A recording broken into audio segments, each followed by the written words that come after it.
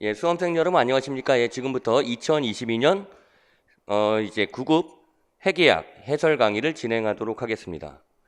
자, 우선 먼저 여러분들이 이 코로나 시국에도 불구하고 또 열심히 공부하시고 시험장 가셔서 또 열심히 시험 보신 거 응원의 박수를 드리면서 자, 해설 강의를 진행하도록 하죠.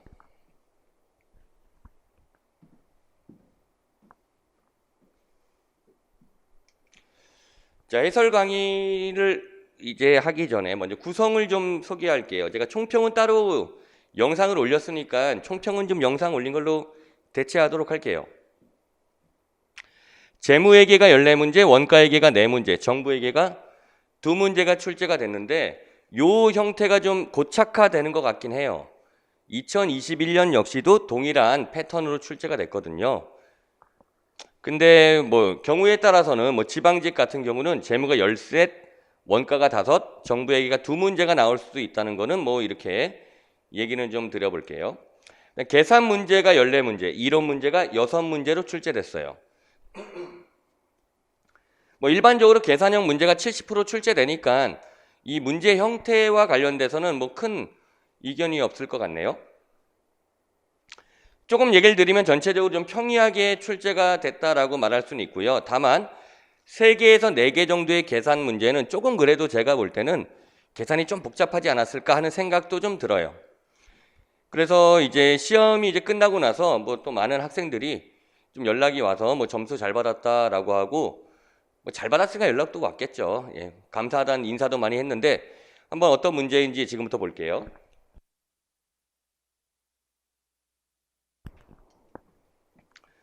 1번 문제는 쉬운 문제가 출제된 거예요. 그래서 이제 보험료를 지급하고 전액 자산 처리하고요. 기초와 기말의 성급 보험료가 20만 원과 31만 원 지급하였다. 그리고 보험료 지급하면서 자산 처리한 게 103만 원이며 그럼 보험료의 사용액을 물어본 거죠. 이거는 거의 뭐 소모품비 계산하는 거랑 거의 같은 패턴이라 볼 수 있는데 또 참고로 얘기를 드리면은 또 특징적인 게 2022년 우리 세무직 회계학 시험에서 결산 문제가 3문제가 나왔다는 게 좀 특징적이긴 하네요. 좀 많이 나왔고.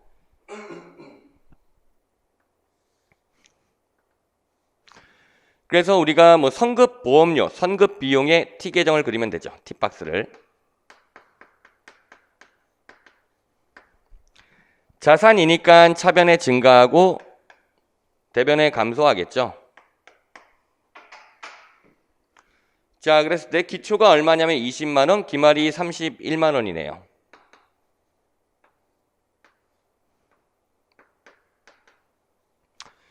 그 다음에 여기 보면은 자산으로 회계 처리한 거 구입하면서 이게 여기죠. 증가자리 103만 원. 이렇게만 옮겨 놓으면은 답이 좀 깔끔하게 나오는 문제. 계산도 좀 심플하다 볼 수 있고요. 뭐 여기 11만 원 차감하니까 92만 원이 되겠네요. 그래서 이렇게 해서 뭐 답은 2번이다. 아주 빠른 속도로 풀 수 있는 기초적인 문제가 나왔고요.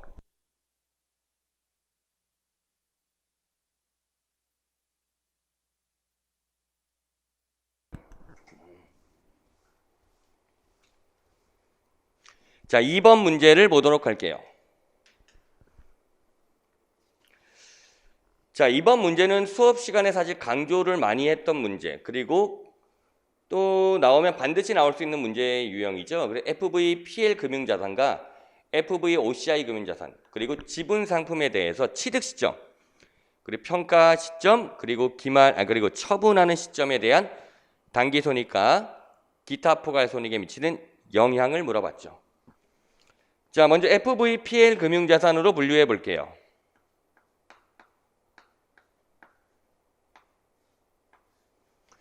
그러면 X1년도 취득 시점이죠. 근데 보기를 보시면은 단기 손익 관련돼서 X1년도에 단기 손익에 대해 물어봤으니까 단기 손익을 찾아볼게요.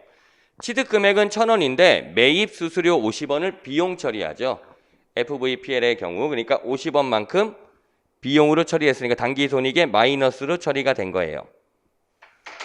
그 다음에 FVPL 금융자산의 경우에는 평가 손익도 단기 손익이죠. 기말 공정 가치는 1,100원이잖아요. 그러니까 1,100원과 취득 연도기 때문에 취득 원가랑 비교해 줘야 되겠죠. 근데 우리 취득 원가 계산할 때 거래 원가를 비용 처리하니까 취득 원가는 1,000원이 되는 거죠. 그래서 평가 이익이 얼마 나오냐면 100원이 나와요.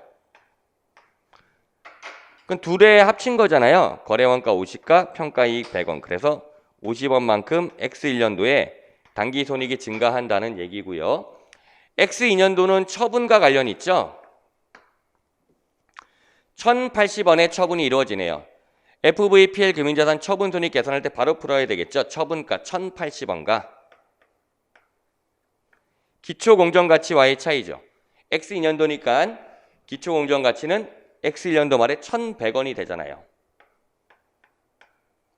그래서 20원만큼 마이너스가 나온다. 이게 처분 손실이 나온다는 의미로 X년도엔 20원만큼 당기손익을 감소시키겠네요. 이게 FVPL의 그림이고요. 그러면 FVOCI를 옆에다 한번 비교해 볼게요. FVOCI 금융자산인 경우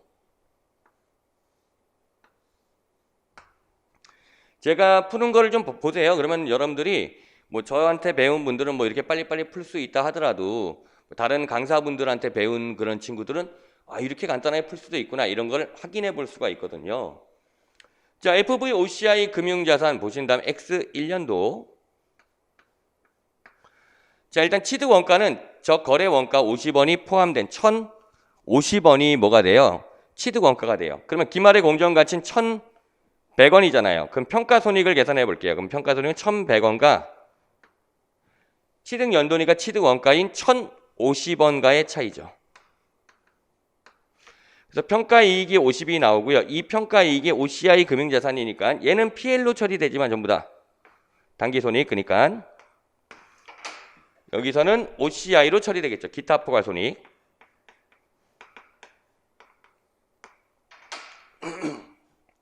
이게 X1년도의 모형이고요. X2년도 처분. 물론 지분 상품이기 때문에 처분, FVOCI 금융자산 처분 손익은 처분 수수료가 없으니까 제로는 맞아요. 근데 여기 문제는 기타 포괄 손익에 미치는 영향을 물어봤잖아요. 이렇게 생각하면 돼요. 얘가 1,100원인데 처분할 때 평가를 하고 처분한다. 이런 생각을 갖고 있으면 돼요. 그래서 여기 평가 손익이 있는 거죠. 1,080원과 기초공정가 1,100원과의 차이죠. 20원만큼 평가 손실이 생기는 거예요. 얘도 OCI로 처리되겠죠. 제가 설명하면서 풀어서 좀 그렇지 실상은 더 빨리 풀 수가 있을 것 같아요. 자, 이래서 답이 4번이 된다. 틀린 거. 예. 이식감소의 중요 포인트에서 나왔다 볼 수 있고요. 자, 그 다음에 3번 문제 보도록 할게요. 사채 문제가 나왔는데 우리가 총이자 비용 계산하는 건 많이 풀어본 형태의 문제가 되겠죠. 바로 풀어본다면은요. 일단은 액면 이자에 해당되는 현금 이자 100만 원이고 원금이요. 이자율이 액면 이자율 표시 이자율이 10%죠. 그러니까 1년에 만 원씩 몇 번? 3년이잖아요. 3번. 그래서 여기 10만 원이니까 30만 원이 일단은 현금으로 주는 이자. 이게 이자 비용이 되는 거잖아요. 여기에다가 사채 할인 발행 차금. 즉 우리가 좀 싸게 발행해 준 거잖아요. 나중에 더 갚으니까 이 부분 역시도 이자 비용에 해당이 되겠죠. 그래서 여기 사채 할인 발행 차금을 찾는 거죠. 100만 원에서 발행 금액도 제시했으니까 어렵지 않은 것 같아요. 95만 1,980원이 되겠죠. 보시면은 여기 요 차인데 이게 48,020원이 나와요. 요런 거를 좀 계산할 땐 이렇게 생각해도 돼요. 20원만 더하면 95만 2천원이잖아요. 그래서 암산할 때 그러면 48,000원 나왔고 20원을 더해서 48020 둘 합쳐서 또 보기를 보면 답이 될 수 있는 거는 하나밖에 없네요. 간격도 좀 있고요. 348020 매우 빠른 속도로 풀 수 있는 문제가 되겠어요. 강조했던 총이자 비용 계산하는 문제. 자, 그 다음 4번 문제.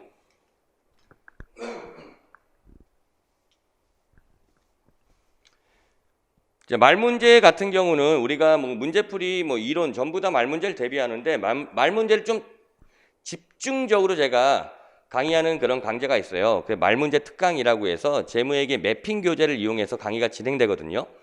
그래서 재무회계 좀 말문제 약한 분들은 그 강의를 한 번 더 지방직 대비해서 한번 들어보는 것도 좋은 선택이 될 것 같아요. 그런데 이 말문제를 이런 문제, 고객과의 계약에서 생기는 수익, 이 부분이 사실 말문제로 나왔을 때 득점이 조금 애매할 수 있는 부분이에요. 그나마 공무원 시험이 사지선다형이기 때문에 좀 더 답을 찾기가 어렵진 않은데 제가 그 얘기를 했죠. 이런 문제가 나가면 답이 되는 건 좀 명확할 거다. 그래서 좀 약간 좀 덜 보던 지문이면 걔는 답이 아니다. 이런 얘기 했잖아요. 한번 볼까요? 1번 기업이 받을 권리를 갖게 될 변동 대가에 미치는 불확실성의 영향을 추정할 때에는 그 계약 전체에 하나의 방법을 일관되게 적용한다. 옳은 말이겠죠. 이 변동 대가에 대한 불확실성을 추정하는 거에 대해서는 일관된 방법을 당연히 써야 되겠죠. 그런데 이게 많이 본 건 아니에요. 왜냐하면 너무 당연한 문구니까 어떻게 본다면. 넘어가서 2번을 볼까요? 거래 가격은 고객에게 약속한 재화나 용역을 이전하고 그 대가로 기업이 받을 권리를 갖게 될 걸로 예상하는 금액이며 여기까지 옳은 말인데 자, 요 표현 제3자를 대신해서 회수한 금액도 포함한다. 이건 좀 명확한 거죠. 제3자를 대신해서 회수한 금액. 이게 제가 예를 들 때 부가가치세라 그랬어요. 거래 징수가 이루어지니까 자, 이건 우리가 어떻게 하죠? 수익 금액에서 제외된다. 얘는 기출도 됐던 그런 지문이기도 하고요. 그리고 뭐 모의고사나 뭐 문제에서도 많이 봤던 지문, 그리고 말문제 특강이나 이런 데서도 중요하게 다뤘던 문구니까 이 문제 맞췄어야 돼요. 그래서 기본적으로 제가 볼 때 이 문제가 4번이 틀렸다라고 하면 여러분들이 재무회계 말문제가 정리가 좀 안 된 거니까 그 부분 좀 여러분 집중적으로 지방직을 대비하신다면 그때 좀 대비를 좀 해주셔야 될 것 같아요. 3번 거래 가격을 산정하기 위하여 기업은 재화나 용역을 현행 계약에 따라 약속대로 고객에게 이전할 것이고 이 계약은 취소, 갱신, 변경되지 않을 것이라고 가정한다. 옳은 말인데 이게 많이 본 표현은 아니잖아요. 이것도. 근데 당연하게 이거 옳은 말인데 이런 생각이 들죠. 4번도 계약에서 약속한 대가의 변동 금액이 포함된 경우에 고객에게 약속한 제한나 요격을 이전하고 그 대가로 받을 권리를 갖게 될 금액을 추정한다. 예, 당연히 옳은 지문이 되겠죠. 근데 보다 보면 이런 문제는 좀 옳은 지문이 여기 문제 본다면은 당연한 것들이 좀 많이 있어요. 근데 이걸 우리가 집중적으로 많이 보던 그런 문구는 아니더라고요. 하지만 답이 되는 건 명확할 거니까 그런 부분은 캐치를 해주셔야 돼요. 5번 문제 정부회계 문제죠. 이 문제는 제가 모의고사 때 거의 답이 되는 거는 거의 똑같이 출제한 적도 있어요. 그래서 모의고사 같이 진행했던 분들은 이 문제 정확하게 파악을 하셨을 거라 생각하는데 어쨌든 중앙간서 또는 기금의 재정운영표에 대한 설명으로 옳지 않은 것은 정부회계 문제가 중간에 나오는데 일단 이걸 보고 국가회계 기준인지 지자체 기준인지를 확인해 줘야 되겠죠. 자, 보시면 1번 재정운영표는 회계 연도 동안 수행한 정책 또는 사업의 원가와 재정운영에 따른 원가의 해수 명세 등을 포함한 재정운영 결과를 나타내는 재무제표를 말한다. 옳은 지문이고요. 너무 옳은 지문이라 사실은 크게 틀리게 낼 부분도 없죠.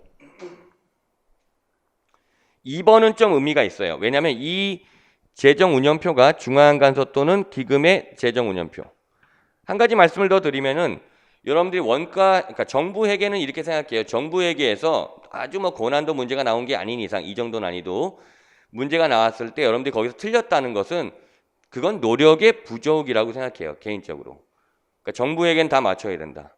또 정부회계는 빠르게 정리할 수가 있잖아요. 그래서 특히 관세직 준비하시는 분들은 정부회계랑 원가회계 조금 준비 안 하셨잖아요. 근데 지방직 세무로 준비하시는 분들 정부회계하고 그 다음에 원가관리회계를 빠르게 여러분들이 동영상 통해서 정리를 해주셔야 돼요. 재무회계는 기존에 했던 게 있으니까. 그렇게 해서 여러분들이 세팅을 지방직 시험에 대비를 좀 해야 되니까 특히 관세직 하시다가 세무직, 지방세무직 하시는 분들은 정부회계 빨리 정리하시고요. 세무직 하시는 분도 정부회계 문제 좀 틀렸다, 잘 모른다, 약하다 그러면 한번 이론 다시 정리하는 것도 좋은 해결 방안이 될 수 있어요. 자, 중앙간서 또는 기금의 재정운영표와 국가의 재정운영표, 이게 둘로 나누는데 중앙간서 또는 기금의 재정운영표예요. 아마도 출제자는 2번을 답으로 하려고 생각을 했을 것 같아요. 중앙간서 또는 기금의 재정운영표는 프로그램 순원가, 재정운영 순원가, 재정운영 결과로 구분한다. 옳은 지문인데요. 이게 만약에 출제자가 2번을 답으로 했다라면 여기서 이 형태를 국가의 재정운영표에 그 형태로 했겠죠. 그러니까 뭐 재정운영 순원가, 비교환 수익, 그리고 재정운영 결과로 구분하여 표시한다. 이러면 틀린 말을 내잖아요. 그건 국가의 재정운영표. 그러니까 재정운영표를 여러분들이 중앙간수 또는 기금의 재정운영표와 국가의 재정운영표를 정확하게 이해를 해주셔야 되고요. 3번 질문을 제가 똑같이 출제한 적이 있었어요. 자, 이 프로그램 순원가는 프로그램 수행에 투입하기 위해 투입한 원가의 합계에서 여기 부분을 빼고 볼게요. 그러면 프로그램을 수행하는 과정의 수익을 빼서 표시한다. 옳은 말이죠, 사실은. 왜냐하면 우리가 순원가는 총 원가에서 프로그램 총 수익을 차감해서 표시하니까요. 근데 제가 이 부분을 이제 여기랑 똑같이 냈는데, 그러니까 다른 프로그램으로부터 배부받은 거예요. 그러니까 원가를 더하는 거잖아요. 이 시스템이 정부에게는 수익을 차감하고, 근데 받은 원가는 빼고가 아니라 더하고죠, 이게. 그다음 다른 프로그램에 배부한 원가는 빼서 하는 거지. 이렇게 바뀌어야 되는 거죠. 그래서 제가 똑같이 이렇게 출제한 적이 있거든요. 그러니까 이런 것도 확인해 줘야 된다. 물론 여기 약간 답이 되는 문구에서는 디테일성이 필요하고요. 정부에게는 디테일성이 실력이 되는 거예요. 4번은 정의인데요. 비배분 비용은 국가에게 실제 발생한 비용 중 프로그램에 대응하지 않는 비용이고, 비배분 수익은 국가에게 실체해서 발생한 수익에 프로그램에 대응하지 않는 수익이다. 그러니까 비배분 비용과 비배분 수익은 직접 대응이 안 되는 그런 비용과 수익을 의미한다는 의미죠. 예.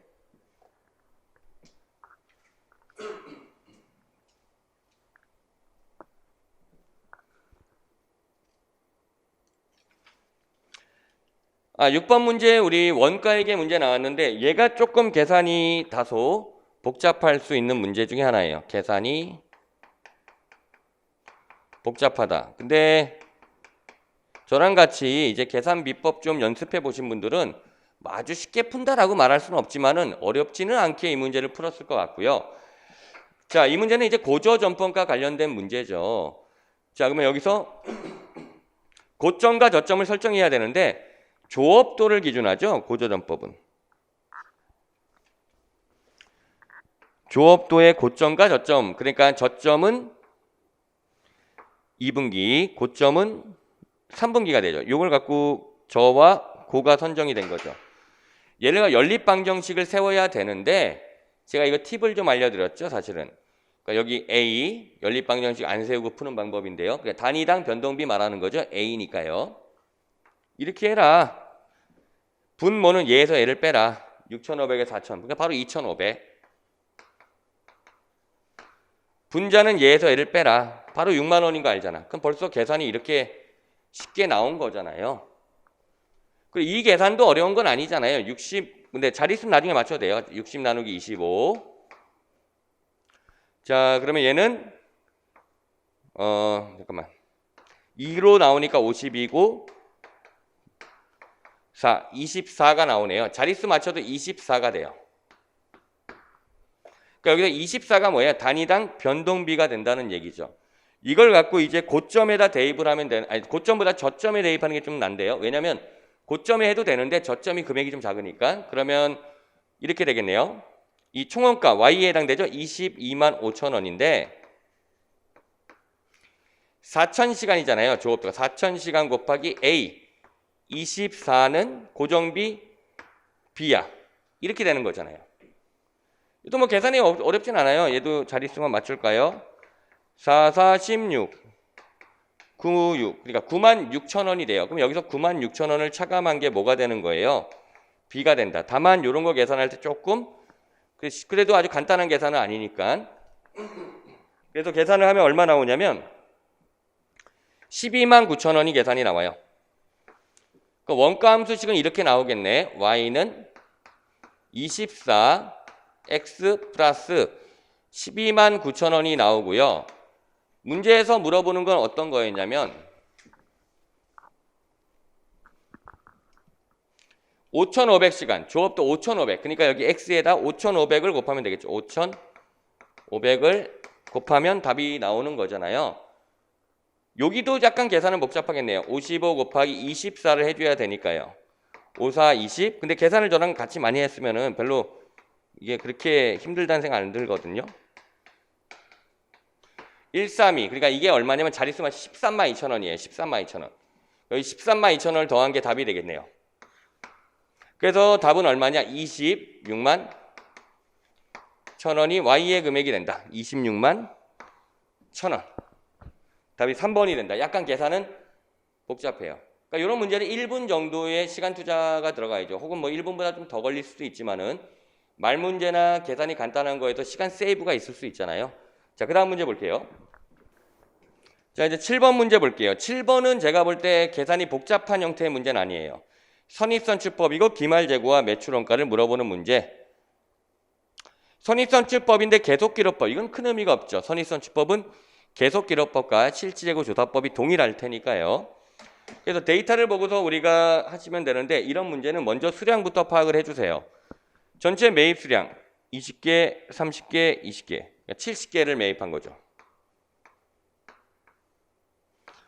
여기서 보니까 판매된 수량 25개, 25개, 50개잖아요. 50개의 원가가 매출 원가. 남은 20개가 기말 재고가 되니까 보시면은 선입선출법은 먼저 있는 게 먼저 팔려요. 그러면 이 20개는 가장 마지막에 매입한 게 들어있을 거고 9월 1일 날 20개 매입한 게 여기에 원가로 있겠네요. 180원. 이것만 계산을 해도 3,600원 나오잖아요. 기말 재고가 3,600이라는 거니까 일단 답을 줄이죠. 3번이나 4번으로 줄여갈 수가 있는 거죠. 그 다음에 매출 총이익을 계산하기 위해 매출원가와 매출액을 계산해야죠. 매출원가 계산해 보면은 먼저 있는 게 먼저 팔릴 거 아니에요. 20개는 150원. 요 3,000원일 거고 30개는 200원. 6,000원. 요거 합친 게 매출원가죠. 3,000원, 6,000원, 9,000원이네요. 9,000원이 매출 원가야. 마지막 매출액을 계산해야 되겠죠. 매출 총이익을 계산하기 위해. 매출액은 여기 25개 곱하기 300원. 요게 5, 35, 6, 7,500원 나와요. 그리고 25개 곱하기 320원.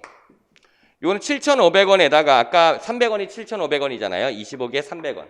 그러면 20개에다가 25개를 곱한 것만큼 더해지는 거잖아요. 그게 500원이라 7,500, 8,000원이 나와요. 그래서 15,500원이 나와요. 이런 것들이 약간 암산법을 쓰면 빨리 풀 수 있는 그런 문제가 되고요. 그 암산법을 적용을 많이 해서 하신다면은 제가 또 암산법 특강도 진행한 적 있으니까 한번 보시고 시험장에서 이건 그렇게 복잡한 거 아닌데 이런 생각 들 수 있어요. 6,500원이 매출 총 이익이다. 예. 답이 4번이 되는 거죠. 그래서 예.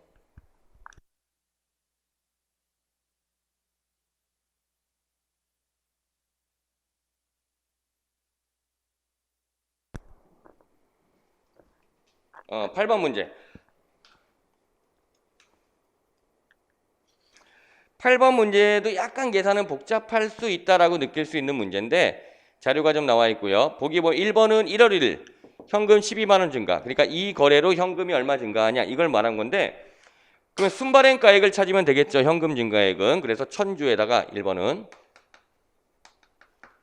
발행가 얼마 120원. 그러니까 요게 12만 원만큼 발행하고 돈 받은 거죠. 그런데 신주 발행비가 700원 있으니까 차감해서 12만 원에서 700원을 빼는 거죠.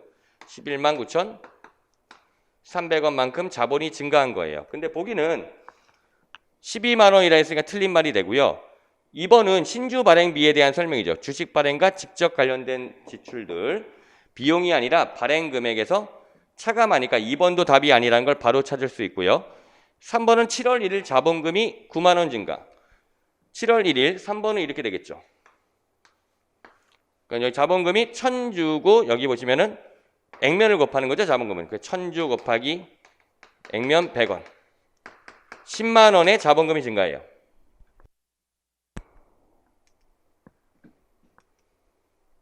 그래서 여기가 9만 원이라 아니라 10만 원. 뭐 사실 여기까지만 찾아도 답은 4번이 지금 옳은 말이 된다는 얘기인데요. 4번은 주식 발행 초과금을 물어보고 있죠. 기초에는 여기 설립을 했으니까 기초의 잔액은 없어요. 주발초를 계산해 볼게요. 일단 1월 1일 거래에서 이렇게 되겠죠. 1000주고 발행가 120원과 액면가 100원가의 차이. 이게 주발초가 되는 거잖아요. 근데 신주 발행비가 있으면 또 차감하죠. 이렇게 20원이고 2만 원인데 700원 빼니까 19,300원만큼 주발초가 나오는 상황이고요. 그 다음에 7월 1일 거래에서 또 1000주를 발행했죠. 여기서는 발행가가 90원이잖아요. 액면이 100. 할인 발행됐다는 거죠. 이렇게 계산하면은 부호가 마이너스가 되잖아요. 마이너스 만원 이렇게 계산되겠죠. 그래서 9,300원만큼 주식 발행 초과금이 기말에 있을 거야. 이렇게 푸는 거죠. 답이 뭐 4번이긴 하겠죠. 예. 강조했던 신주 발행과 관련된 그런 형태의 문제예요. 어려운 문제는 아니지만 제가 볼 땐 정확하게 좀 풀어줬어야 되는 문제가 되는데 조금 그래도 계산이 살짝은 뭐 복잡할 수 있다. 근데 아주 복잡한 건 아니다. 자, 9번 문제. 유형자산과 관련된 문제는 몇 문제 나온다 그랬죠. 그래서 여기서는 유형자산 관련돼 갖고 뭐 처분 손익을 물어보는 문제예요. 다만 X1년 10월 1일 날 취득했기 때문에 우리가 월할 상각 같은 거 좀 조심해야 되고요. 특징적으로 본다면 취득 금액이 8만 원, 내용 연수 5년, 잔존 가치 있다는 것도 조심해야죠. 그리고 연수합계법이란 게 특징이죠. X3년도 3월 1일에 4만 원에 처분했다. 3월 31일 날. 그래서 처분 시점의 장부 금액과 처분 손익 물어봤는데 사실 처분 손익만 물어봤어도 됐는데 왜냐면 장부 금액을 어차피 구해야 되는 거니까. 일단 풀어보고서 볼까요? 근데 저는 보자마자 답은 좀 몇 개로 줄여주는데 보세요. 4만 원에 처분했어요. 1번이 장부 금액이 3만 5천 원이래. 1번, 2번이. 그럼 처분가가 높으니까 차이 5만 원만큼 처분 이익이 나와야 돼요. 그러면 2번이 답이 될 수밖에 없고요. 1번은 나가리고. 자, 그 다음 만약에 4만 여기처럼 장부 금액이 4만 5천 원이라 그런다면 4만 원에 4만 5천 원 빼니까 마이너스 5천 원 나오니까 처분 손실 5천 원 나오잖아요. 그러니 4번도 답은 될 수 없어. 2번 아니면 3번이야 답은. 그냥 눈대중으로 그냥 본다 하더라도. 자, 그러면 이제 풀어볼까요? 자, 뭐 장부 금액 구하는 게 핵심이니까 어떻게 보면 X1년 10월 1일 날 취득원가 8만 원이에요. 우리가 알고 싶은 장부 금액은 X3년도 3월 31일 날의 장부 금액을 알고 싶어요. 그럼 이제 여기 상각을 해야 되는데 자, 이럴 때 손가락으로 세세요. 이거는 좀 저도 그러거든. 틀릴 수 있거든. X1년 10월 1일, X2년 10월 1일, X3년 이건 1년이 넘어갔고 공무원 시험은 안 봐도 이건 6개월이야. 9급은. 근데 정확히 본다면 아까 X2년 10월 1일에 10, 11, 12 3개월과 X3년 1, 2, 3 6개월 맞죠? 예. 자, 그래서 우리가 잔존가치 5천 원 차감해야 되잖아요. 그러니까 감가상각 대상금액 7만 5천 원이에요. 1차년도 15분의 연수합계 5년이니까요. 5가 적용되죠. 이게 1년이 된 거고요. 6개월 더 가야지. 7만 5천 원에 15분의 4에다가 6개월 12분의 6 이렇게 가겠죠. 이게 감가상각 누계액이 되는 거잖아요. 요거 약분하면 3분의 1 잘 떨어지지 않나요? 3이 6, 그 다음에 15, 35. 그러니까 여기가 25,000원이에요. 요거 살짝 쓸까요? 25,000원. 얘도 뭐 계산을 하면은 뭐 약분 막 이렇게 될 거고. 2분의 1이고 약분돼서 2가 되고 요거 약분 잘 되죠? 이런 거 공무원이니까 5,000원이고 2만원. 결국 누계액이 얼마예요? 35,000원. 이제 밑에다 좀 쓸게요. 그래서 누계액이 얘가 35,000원. 이 답이 나오네요. 이제 여기서. 그러면 X 여기 3년 3월 31일 날의 장부 금액은 45,000원이 돼요. 그러니까 답이 될 수 있는 거는 뭐예요? 3번밖에 없죠. 뭐 여기서 보면 처분가가 4만 원이니까 장부 금액 45,000원 차감해서 처분 손실 5,000원이 나온다는 얘기가 되겠죠. 예, 요게 9번 문제. 1분 안쪽에서 제가 볼 때는 정교하게 풀 수 있는 능력이 필요해요. 그래서 여러분들이 혼자 할 때 되는데 이게 시험장에서 이게 정교하게 안 풀렸다라고 하면은 여러분들 아직 실력이 이거를 못 푸는 거예요. 왜냐면 시험장에서 푸는 게 진짜 실력이니까. 그래서 뭐 대비를 하실 때 뭐 제가 촬영했던 9급 국가직 동영 모의고사 1, 2월 달은 뭐 교재로 했고요. 그 다음에 3월 달은 프린트로 했는데 그런 걸로 대비하셔도 되고 아니면 또 새로 이제 문제를 또 만들어서 4월 달, 5월 달에 지방직 모의고사 대비로 연습을 하셔도 상관은 없어요. 예. 그런 걸 좀 더 연습이 필요하다. 실전 연습이.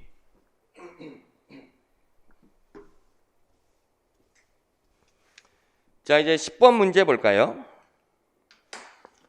정부 보조금 문제가 나왔네요. 또 그리고 이제 그 얘기했죠. 정부 보조금 문제가 나오면은 공무원 시험은 아직까지 자산차감법만 나왔다. 그래서 원가차감법, 이게 자산차감법이라고 얘기하는 거잖아요. 그리고 문제에서 물어본 건 뭐예요? 처분 손익을 물어봤어요. 그러니 뭐가 핵심이 되겠어요? 바로 장부 금액을 찾는 게 핵심이 되는데 자산차감법에서 우리 감가상각비나 장부 금액을 계산할 때는 수정된 취득원가를 기준으로 한다는 게 키포인트가 되겠죠. 그래야 빨리 풀죠.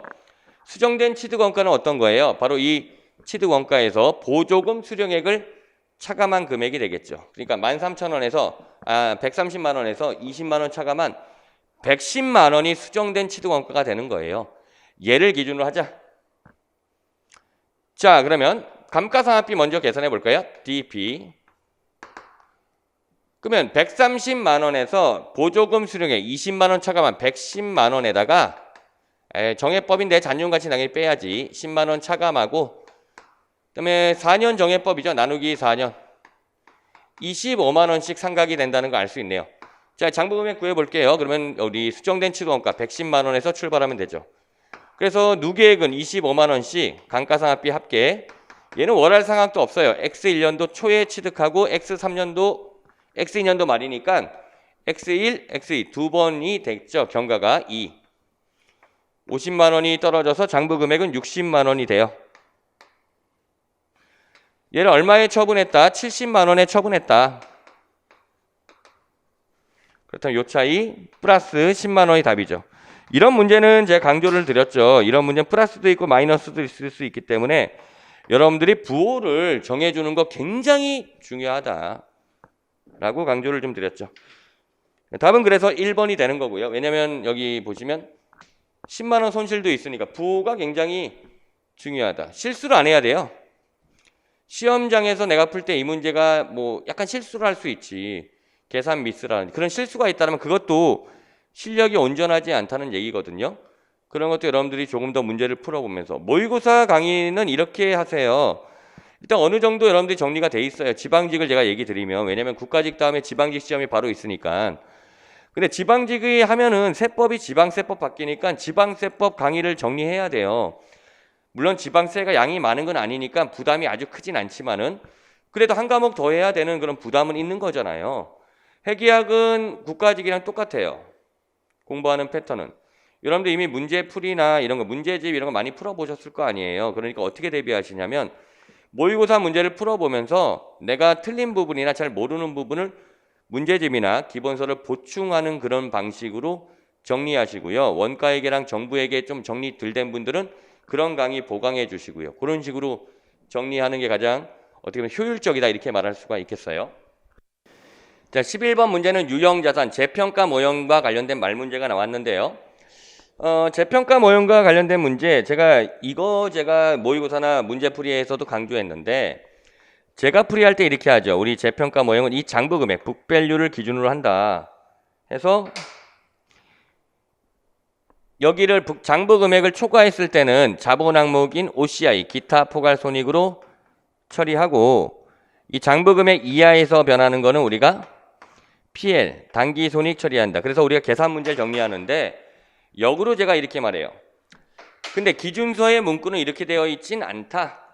이거는 제가 기준서의 문구를 좀 해석해서 설명하기 쉽게 가공된 건데 여러분들 이걸 보시면서 기준서의 문구가 나왔을 때 그 문구가 옳고 그런 거를 파악할 수 있어야 된다라고 강조를 드렸어요. 그 문제죠. 1번 최초 인식 후에 공정가치를 신뢰성 있게 측정할 수 있는 유형자산은 재평가일의 공정가치에서 이후 감가상각 누계액과 손상차손 누계액을 차감한 재평가 금액을 장부 금액으로 한다. 이거는 이 얘기죠. 재평가 모형이란 거는 상각, 손상을 하고 그리고 또 평가도 한다. 이 얘기죠. 옳은 말이고 2번 자산의 장부 금액이 재평가로 인해 증가되는 경우 이렇게 증가된 거죠. 그럼 뭘로 해? 기타 포괄 손익이 되겠죠. 기타 포괄 손익이고 그렇지. 재평가 잉여은 자본에 가산한다. 그러나 동일한 자산에 대해 이전에 단기 손익 인식한 재평가 감소가 있다면 그 한도로 재평가 증가에 단기 손익 인식한다. 이건 무슨 말이냐면 이렇게 된 거예요. 과거에 이렇게 떨어졌었던 거야. 그러다가 여기서 상승한 걸 말하는 거죠. 그러면 과거에 재평가 여기 손실 처리했던 금액, 즉 다시 장부 금액까지 이 금액까지 단기 손익 처리하고 초과되는 거는 OCI가 되는데 그 얘기잖아요.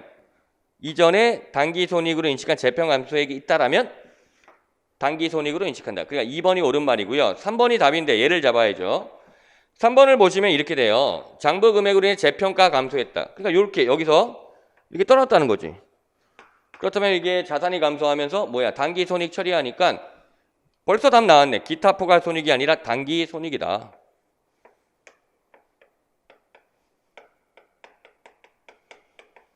그 다음에 이 다음에 이렇게 된 거예요. 어떻게 된 거냐면 과거에 이렇게 상승을 했다가 여기서 이제 이렇게 떨어진 걸 말하는 거죠. 그러면 과거에 재평가 잉여금 잡은 것만큼 재평가 잉여금 감소, 즉 기타 포괄 손익의 감소고 이하로 떨어진 게 단기 손익이 되어야 되잖아요. 그런데 여기서 뭐라 그랬어요?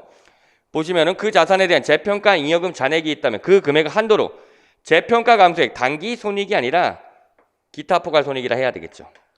요거 잡아냈어야 돼요. 요거 틀렸으면 안 돼요. 제가 볼 땐. 이 말문제 틀렸으면 안 돼요. 예. 이거 정교하게 잡아내셨어야 돼요. 예. 이게 안 됐다, 이걸 못 잡아냈다라면 여러분들 아직 이 문제를 풀어낼 수 있는 실력에 도달을 못한 거죠. 근데 아직 지방직을 본다면은 충분히 대비할 수 있으니까 이런 거 잡아내야 돼요. 자, 그다음 4번. 유형자산, 특정 유형자산 재평가할 때 해당 자산에 포함된 유형자산 전체를 재평가한다. 그러니까 분류별로 한다는 얘기죠. 토지가 재평가 모형이면 모든 토지는 싹 다 재평가 모형을 적용한다. 이런 얘기잖아요.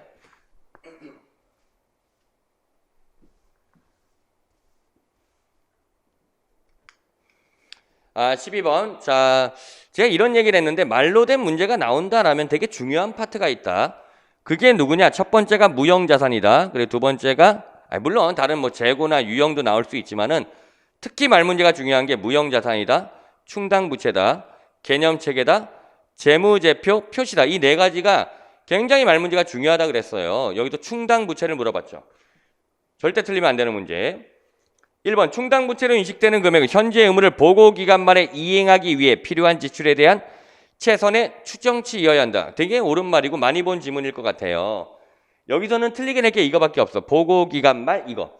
그래서 제가 문제 낼 때 보고기간 초 이러면 틀린 걸로 문제를 만들어 본 적이 있거든요.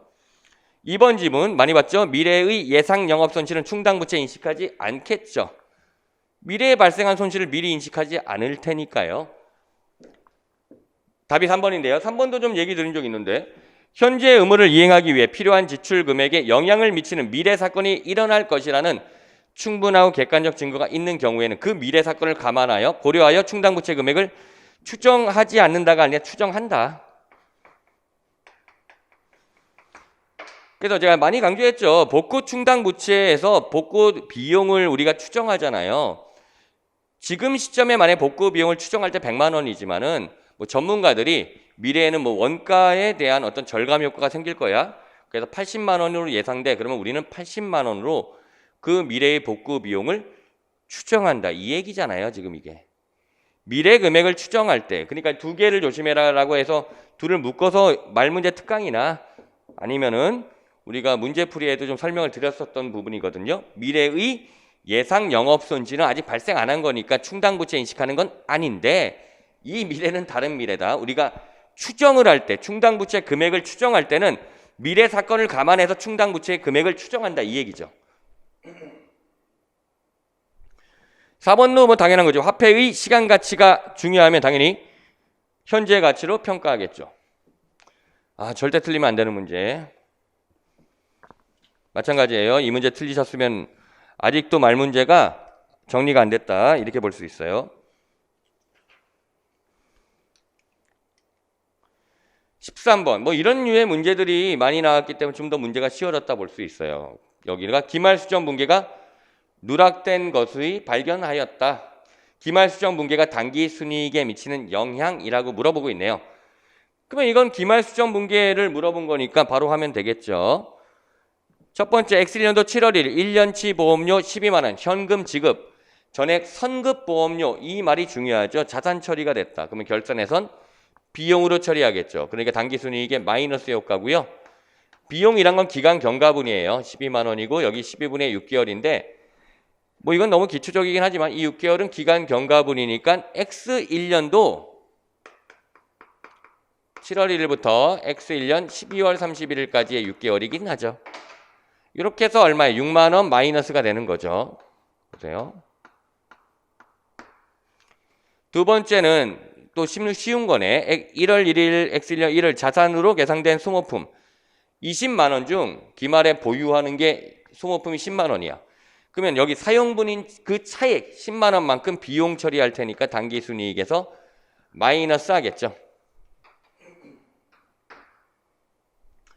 3번 X1년 3월 1일 사무실 일부 임대하고 1년치 임대료 24만 원 현금으로 수령하면서 전액 수익으로 처리했다. 그러면 얘는 수익으로 처리했어.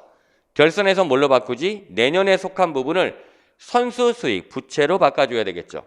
부채로 바꾸면서 수익을 취소하잖아요. 그러니까 뭐 이렇게 되고 부채가 증가하니까 단기손익의 부채는 반비례 마이너스 이렇게 해석해도 되고 아니 수익이 감소하니까 마이너스 이렇게 해석해도 되고 자 금액은 24만 원이고 내년에 속한 부분이죠. 부채로 처리될 부분이 12분의 2개월이 돼요.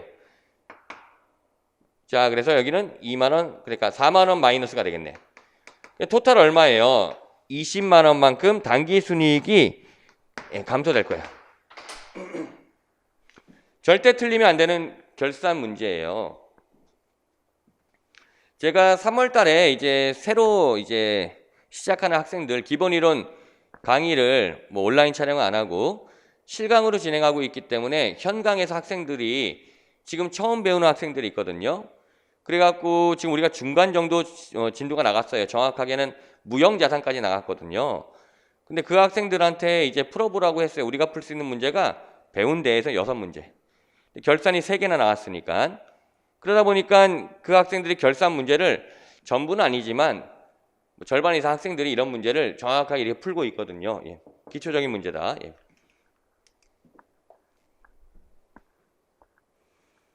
아, 14번. 정상원가 계산은 너무 중요하죠, 사실. 정상원가 계산을 물어보고 뭐 과대 과소 물어보면 뭐 쉽게 준 거네. 경상원가 계산의 분석 문제니까요. 자, 그러면 실제 발생액. 이 금액은 총액으로 제시를 하죠. 이 문제도 총액 제시했어요. 얼마? 12만 원이다. 예정 배부액을 찾아야 되겠죠. 예정 배부액 제가 뭐 시까지는 안 쓸게요. 실제 조업도 기준하죠. 실제 조업도 얼마지? 9,000시간. 곱하기 예정 배부율이죠. 예정 배부율. 예정 배부율은 총 제조 간접비 예산을 그러니까 저희 13만 원을 그 다음에 총 예정 시간 나눈 거죠. 10,000시간. 그게 14만 원이 나오잖아요. 그러니까 이거 계산이 이거 뭐가 복잡해. 13 곱하기 이게 13이니까 9,000원이니까 93, 27, 9, 117. 이게 어떤 단위예요? 단위는 나중에 맞추면 돼요. 자릿수는. 이게 의미하는 게 11만 7천 원. 배부 차이. 3,000원. 예정이 작으니까 무슨 배부? 과소 배부 차익. 아주 원가회계로 본다면 기본적인 문제가 출제가 됐다. 당연히 득점이 돼야 되는 문제. 예. 이런 문제들이 좀 쉽게 나왔긴 했어요. 근데 또 나왔네. 15번도. 그래서 이번 시험이 좀 평이하다 이렇게 내릴 수가 있었던 거거든요. 평가를. 그래서 뭐 100점 맞은 친구들도 꽤 있고요. 사실. 90점 이상 뭐 고득점 받은 친구들 많이 있고요. 근데 어쨌든 쉽게 나오면 우리는 최대한 90점 이상 고득점이 안정적 나올 수 있게 대비를 해주는 게 가장 중요해요. 어렵게 나가면은 또 그에 상응하게 내가 맞을 수 있는 점수를 최대한 맞아주면 되고요. 근데 일반적으로 국가직은 난이도가 좀 이렇게 왔다 갔다 이런 경우가 좀 많거든요. 그러니까 어떤 애는 어려워, 어떤 애는 쉬워, 어떤 애는 어려워, 어떤 애는 쉬워 뭐 이렇게 되는데 지방직은 좀 그렇진 않더라고요. 지방직은 좀 웬간하면 그냥 평이해. 그런 정도의 난이도로 출제될 때가 좀 더 과거에 출제된 걸 분석해 보면 그렇다 이런 거예요. 자, 이것도 결산 문제죠. 그래서 당기순이익이 4만 원이고 이게 누락이 됐는데 얘네를 추가 반영했을 때 당기순이익 얼마냐? 아주 기본적인 문제인데요. 4만 원이다. 미수 이자 수익의 발생, 뭐 미수 수익의 발생. 그럼 이건 뭐 둘 다 생각해도 되는데 뭐 미수 수익 자산 증가하니까 비례해서 당기순이익의 플러스 만 원. 이렇게 설명할까요? 요 표현 보세요. 그럼 요게 함정인가? 선수 수익의 수익의 실현. 이 말은 원래 부채로 처리했다는 말이에요. 선수 수익. 수익의 실현이니까 이건 선수 수익. 부채가 감소하면서 수익이 증가한 걸 의미해요. 그러니까 플러스 4만 원. 이렇게 손익에 영향을 미치겠죠. 그나마 요게 조금 함정. 얘네들도 조금 함정이라 볼 수 있지만 쉬운 거죠. 매출 채권의 현금 회수랑 매입 채무의 현금 상환은 손익거래가 아니에요. 우리가 손익거래, 다시 말해 차변과 대변에 수익이나 비용이 있는 거래만 당기순이익에 영향을 미치는 거죠. 이런 교환거래는 영향 안 미치잖아요. 자산부채 자본의 조합으로 된 건. 그러면 매출채권 현금 회수는 차변이 현금, 대변이 매출채권, 자산증가 자산감소. 그리고 매입채무 현금 상환은 차변이 매입채무, 대변에 현금이 될 테니까 이건 뭐야? 부채 감소, 자산 감소 이런 거니까 손익에 영향을 미치지 않은 거래죠. 넘어가면 되고 만약 미지급 비용이 발생, 비용 발생했다는 거죠. 당기순이익 마이너스 혹은 부채가 증가한 거죠. 미지급 비용, 당기순이익의 마이너스가 되겠죠. 마이너스 3,000원. 요게 답이에요. 쉬운 문제 93, 87,000원.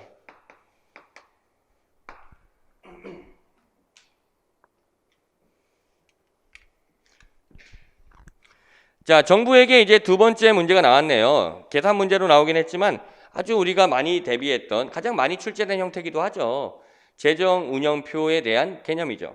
근데 특징은 좀 지방자치단체라는 특징이 좀 있고요. 그리고 문제에서 물어보는 것은 재정운영 순원가와 재정운영 결과를 동시에 물어봤는데요. 보시면 여기서 지방자치단체 A가 운영한 사업의 총원가는 50만 원, 사용료 수익 20만 원. 이 사용료 수익은 총수익, 사업 총수익을 의미해요. 그러니까 50만 원에서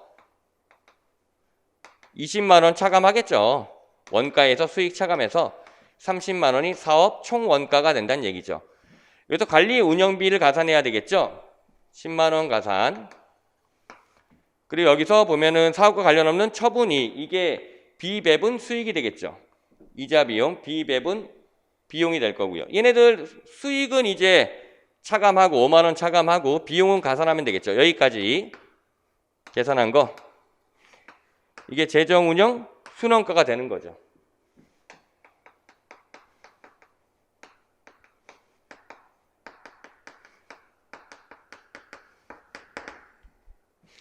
그래서 계산을 하면 되겠네요. 뭐 계산도 어렵진 않죠. 뭐 35, 36. 오케이. 자, 마지막 여기서 뭐예요? 이게 좀 이름이 바뀌긴 했는데 과거에 일반 수익이었는데 수익으로 바뀌었죠? 출제는 뭐 어떻게 될까? 이렇게 생각해 봤는데 이렇게 냈네요. 그냥 지방세 수익. 그 수익이 어떤 거예요? 바로 비교환 수익을 의미하고 있는 거죠. 그러니까 대표적인 게 저는 조세 수익이잖아요. 그래서 이 20만 원 수익을 차감하겠죠. 이게 바로 재정운영 결과. 아주 기본적인 문제. 그러니까 정부회계를 여러분들이 강의를 듣고 복습한 분은 이걸 틀리면 안 돼요. 이런 형태의 문제는 당연히 득점이 됐어야 될 문제. 그래서 16만 원 되겠네요.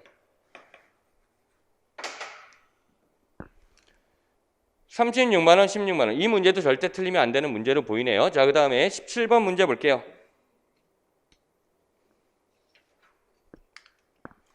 얘는 좀 계산이 복잡할 수 있겠네요. 이게 뭐죠? 종합원가 계산. 이건 좀 복잡할 수 있겠다. 한 두세 문제가 복잡하다 그랬는데 이것도 거기 복잡한 문제에 해당이 되는데요. 일단은 종합원가 계산이고 넘어가 볼게요. 보시면은 선입선출법이에요.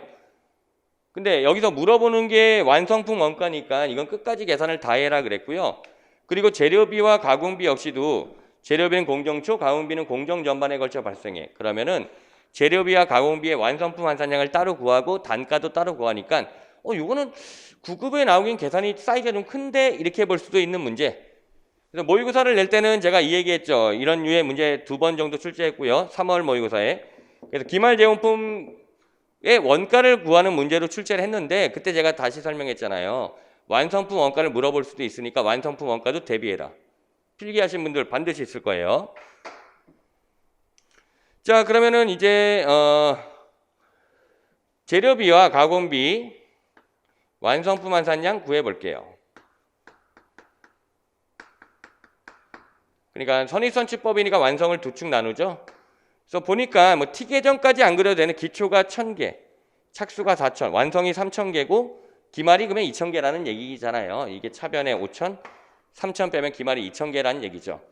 근데 완성이 3000인데 기초가 1000개니까 단기 착수 완성은 2000개가 되겠죠. 기말이 2000개인데 재료는 공정초니까 2000개의 노력이 다 들어간 거고 가공비는 2000개의 완성도 50%죠. 1000개를 할게요. 2000개 곱하기 50%에서 나온 거니까. 자, 기초는 재료는 공정초니까 50%부터 시작하니까 빵이고 가공비는 50부터 100%, 즉 1000개의 50%, 500개가 되겠죠. 이렇게 해서 완성품 환산량이 나오네요. 4000개, 재료비, 가공비는 3500개. 그럼 완성품 환산량 단가를 계산해야 되겠죠. 재료비. 자, 계산할 때 선입선출법이니까 단기층의 원가로만 계산하는 거죠. 이렇게. 그래서 2만 원. 계산은 요건 쉽네. 4,000원이니까 재료비의 단가는 5원이 계산되죠. 가공비. 가공비 21,000원. 그리고 3,500개 나눠야 되겠죠. 이것도 많이 계산해 보면 쉬운 건데요. 이거 6이 나오죠. 여기 6이면 30, 6, 38. 합치면 21이잖아요. 요 계산이 살짝 그래도 학생들한테 까다로울 수 있었고 마지막 완성품 원가 계산해 볼게요. 이게 답이 되겠죠? 재료비는 어떻게 돼요? 여기 잡을게요. 수량. 이렇게 곱하고 하겠죠. 2000개 곱하기 5만 원이고 2500개 곱하기 6 15,000원. 근데 조심할 거는 뭐냐? 여기까지 하면 얼마예요? 25,000원 나왔잖아요. 근데 뭘 더해야 돼? 기초원가를 가산해야지. 기초원가. 왜냐면 우리 선입선출법이니까 얘는 완성품 환산량 계산할 때는 기초 거 빼고 했다가 선입선출법은 어차피 기초가 먼저 완성이 되니까 우리가 기초에 발생한 원가를 직접 가산하죠. 그게 18,000원. 이게 핵심 포인트다. 이론 때도 항상 강조를 했고요. 아까 이게 25,000원이었잖아. 답 나왔네. 43,000원. 계산이 조금 복잡할 수는 있는데 또 해보니까 아주 복잡하다는 생각 안 들죠. 어떻게 보면. 조금 복잡하다. 끝까지 가니까. 자, 그 다음 문제 볼게요.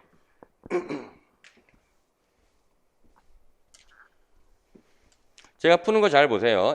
그렇게 많이 우리가 풀지 않잖아. 저도 직접 계산하잖아, 지금. 자, 그 다음 18번 문제. 이거 너무너무 강조했죠. 측정. 18번 틀리시면 안 돼요.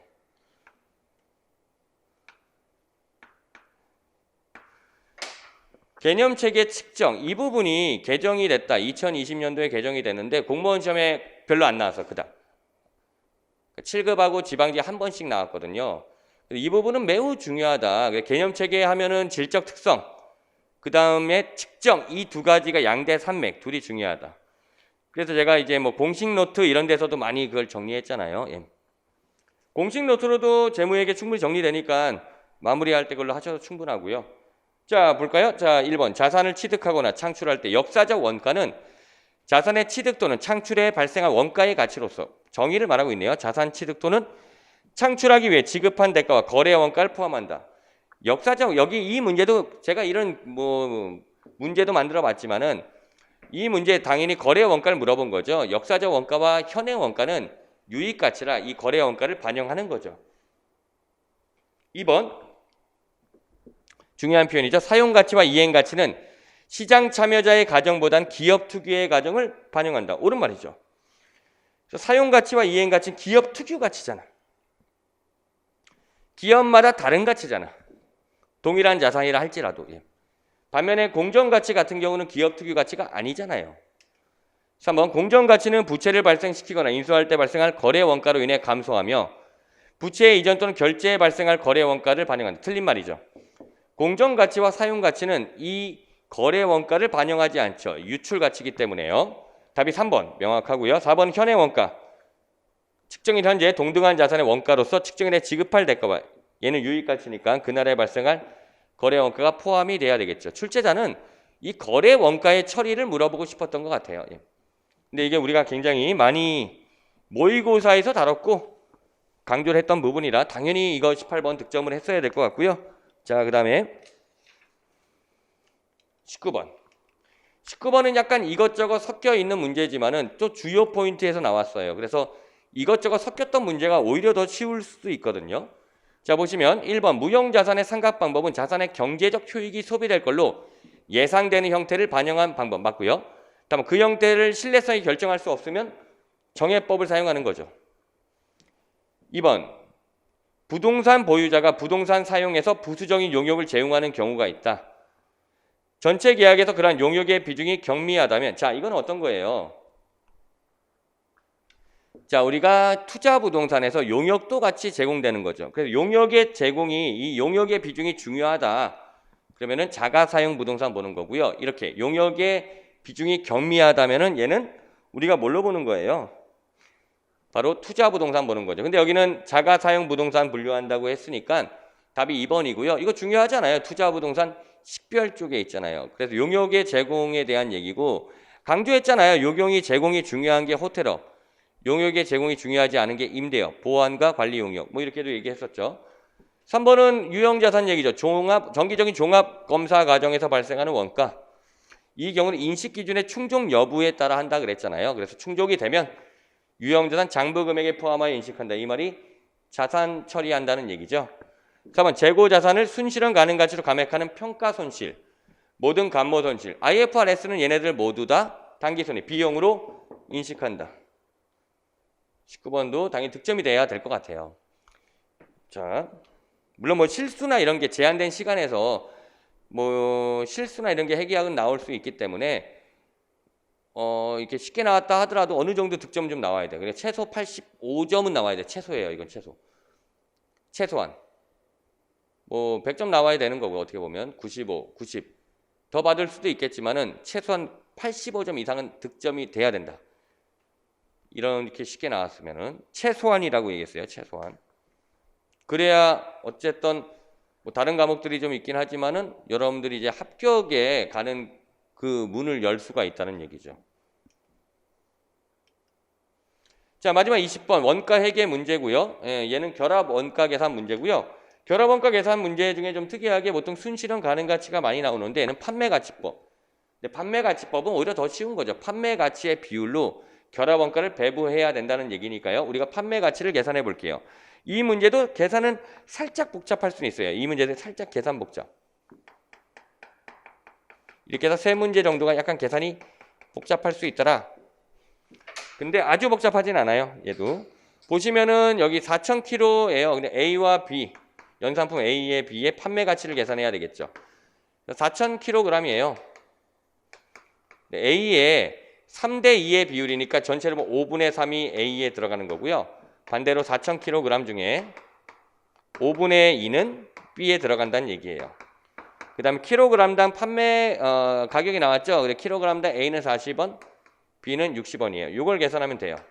60%니까 64 있어요. 2,400원에 4 곱하니까 계산하기 안 복잡한데 4, 46, 8, 9. 그러니까 96,000원이란 얘기예요. 여기도 마찬가지. 여기는 40%네요. 1,600이 나왔죠. 여기에 60. 6을 곱하면 되죠. 여기도 똑같이 96,000원 나와요. 아마 출제자가 이렇게 만든 거예요. 그리고 결합원가 B에 배부되는 원가인데요. 그렇다면은 B에 배부되는 결합원가가 앞에서 얼마였죠? 50만 원이 결합원가였죠. 이 합계. 이 판매 가치의 비율로 만드는 거죠. 두 개 합쳐서 19만 2천원 나오겠는데 19만 9천원에 9만 6천원이지만 이건 출제자가 일부러 공무원 시험이다 보니까 50% 만든 거죠. 그냥. 이걸 뭐 굳이 구할 필요 없고 그래 답이 얼마야? 50%한 거만 알면 되죠. 비율이 25만 원이 답이다. 자, 여기 마지막 20번 문제였어요.